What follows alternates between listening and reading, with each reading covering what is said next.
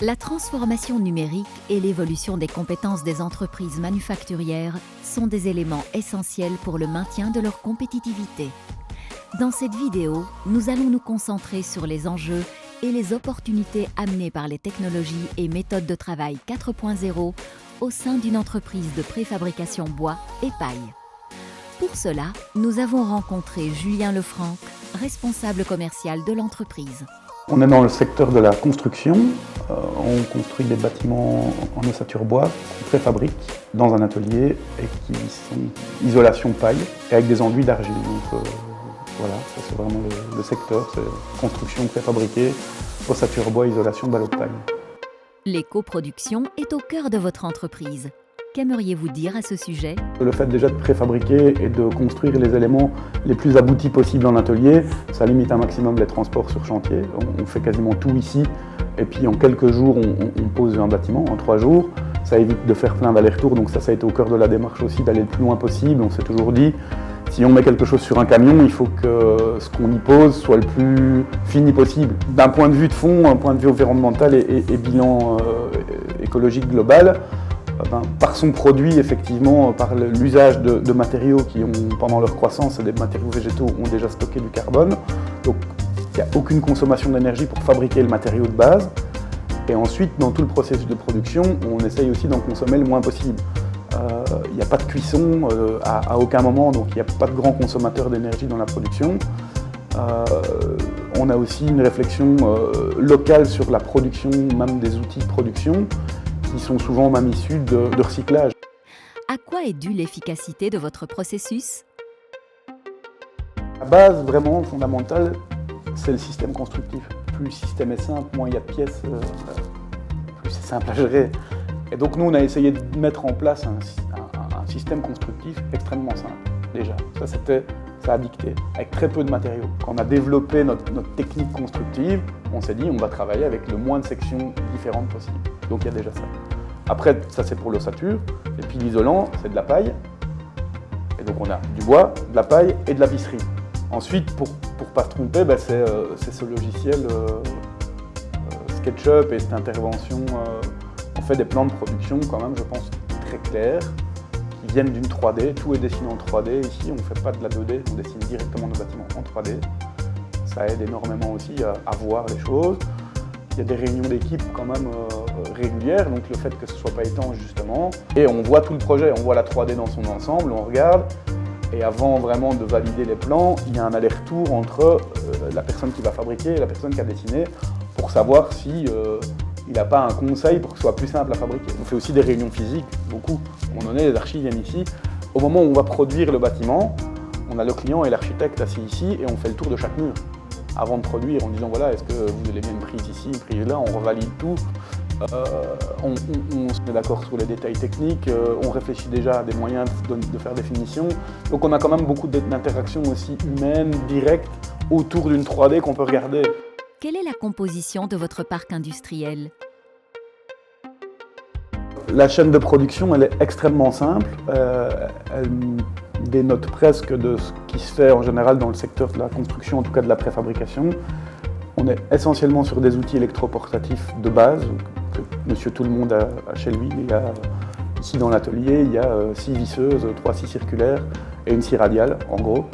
Et puis des machines spécifiques qu'on a développées en interne, composées d'un bac mélangeur agricole, une cuve de laiterie qui a été modifiée, et ce qu'on appelle la presse, qui est une machine composée de métal et de vérin hydraulique qu'on a conçu ici et qu'on a fabriqué sur place. C'est tout. Il y a 2 ponts roulants, et donc c'est une petite chaîne de production avec des outils très low-tech. On est beaucoup plus ici sur du know de personnes que sur du process technologique. C'est un enjeu important, c'est que du coup, toute la valeur repose sur des gens, donc s'ils ne sont plus là, il reste des visseuses. Quelle est la place des collaborateurs dans l'entreprise ? Le statut même de l'entreprise, c'est déjà important, c'est une société coopérative. Donc déjà dans son statut et dans sa manière de fonctionner juridiquement, on a du coup presque pas de hiérarchie en fait. C'est assez horizontal. Chacun est responsable de son secteur, effectivement, on a tous des responsabilités, on ne décide pas tous tout, mais on a une grande liberté. Et on est tous responsables et on se fait tous confiance. Mais voilà, on laisse un grand champ de liberté, donc non seulement on laisse, mais on doit. Quels sont les bénéfices de cette gestion partagée ? Le bénéfice, d'une manière générale, je pense, de cette gestion, en tout cas de la manière de cet état d'esprit dans l'entreprise, c'est que les gens viennent parce qu'ils ont envie de venir. Enfin, on a tous, dans l'entreprise, créé notre emploi. On a inventé notre métier. Et on peut le changer quand on veut. C'est-à-dire, enfin, si ça convient, si c'est toujours au bénéfice de l'entreprise. Moi, je suis sûr que dans toute entreprise, pourquoi est-ce qu'il n'y a pas d'absentéisme ? C'est parce que les gens sont valorisés, qu'ils savent pourquoi ils sont là et qu'ils sont propriétaires de leur entreprise. Tout le monde, tous les jours, ajoute son idée, sa créativité justement pour améliorer ses conditions de travail et pour améliorer la productivité. C'est-à-dire que c'est ensemble qu'on décide d'augmenter les salaires par exemple. Et pour augmenter les salaires, il faut augmenter la rentabilité ou vendre plus, etc. Mais c'est pas magique. Et donc quand on se rend compte que l'effort collectif a permis de faire une meilleure année, on peut se dire tous ensemble, ok, cette année-ci, est-ce que c'est raisonnable de monter nos salaires ? On monte nos salaires. Donc la motivation est collective, collégiale. Quelles furent les améliorations au sein de votre entreprise au fil du temps ? Le tout départ pour améliorer le process, c'est qu'on s'est inventé nos outils. Donc on savait quand même ce qu'on faisait. Il y avait une action à faire, mettre des ballots de paille dans une structure, construire des murs et les amener sur un chantier. Ça, c'était clair dans notre tête. Et puis après, on a commencé par itération à essayer de se fabriquer nos outils pour nous aider à faire ça. Quels sont les bénéfices de la collaboration ?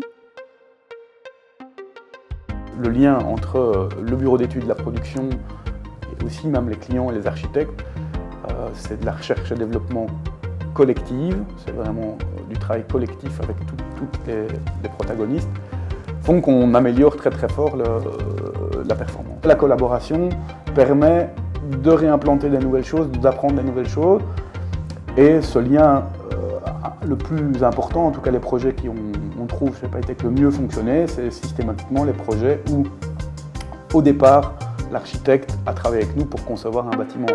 Les outils informatiques ont-ils également amené des améliorations ? Ce qui est arrivé après comme outil informatique, c'est plutôt de la gestion, de la prospection par exemple, qu'on n'avait pas. Avant, c'était des post-it collés sur mon bureau, il faut rappeler un tel, et donc c'est un foutoir infernal. Maintenant, c'est des centaines de prospects chaque année. On a un petit logiciel libre, c'est Odoo, avec lequel on travaille, qu'on a développé aussi, on a utilisé cet outil-là, mais on l'a amélioré sur mesure aussi avec des programmeurs pour vraiment faire l'outil de prospection qui nous correspond. Ça veut dire que dès que quelqu'un téléphone, on l'encode, il est déjà client alors qu'il ne l'est pas encore, et puis il passe à un état de prospect si on reçoit des plans d'un architecte. Et du coup, l'architecte est tout de suite encodé, on a ses coordonnées, on a son numéro. On peut loguer des actions et je sais au fur et à mesure que j'ai dit à telle personne il y a un mois ça. Il y a un deuxième logiciel qui est aussi un open source et qu'on remodifie en interne, c'est SketchUp. C'est un peu un jouet pour pas mal de gens, mais nous on dessine tous nos bâtiments en SketchUp. Quels conseils donneriez-vous ? Moi je suis convaincu de l'efficience du système coopératif, donc déjà. Mon premier conseil, c'est en tout cas par n'importe quel moyen, et ça peut ne pas être le salaire, ça peut être plein de choses, c'est de réussir à impliquer les gens et à les passionner dans ce qu'ils font et que le matin quand ils viennent, ils aient envie de le faire et de les écouter.